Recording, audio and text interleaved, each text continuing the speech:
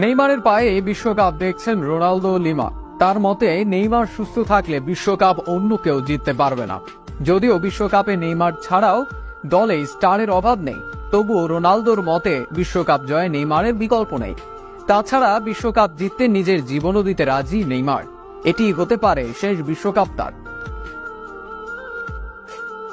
বিশ্বকাপ শুরু হয়নি, এখনো কোনো দলও ঘোষণা হয়নি, তবে ঠিকই ঘোষণা হচ্ছে বিশ্বকাপের দাবিদারদের নাম।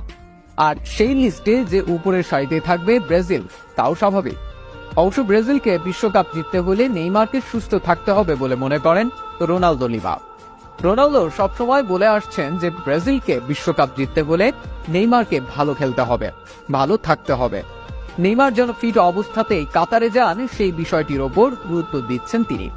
সম্প্রতি আরও একটি সাক্ষাৎকারে একই কথা বলেছেন ব্রাজিলের সাবেক এই লিজেন্ড।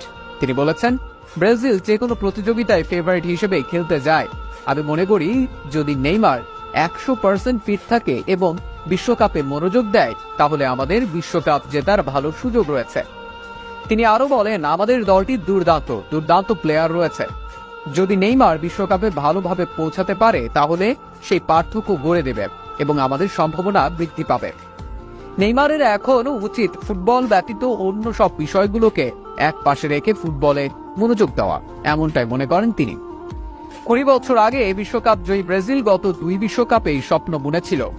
দুবারই হতে হয়েছে হতাশ, তবে আর কোনো হতাশা নয়। ব্রাজিলকে হেক্সা এনে দিতে মরিয়া নেইমার।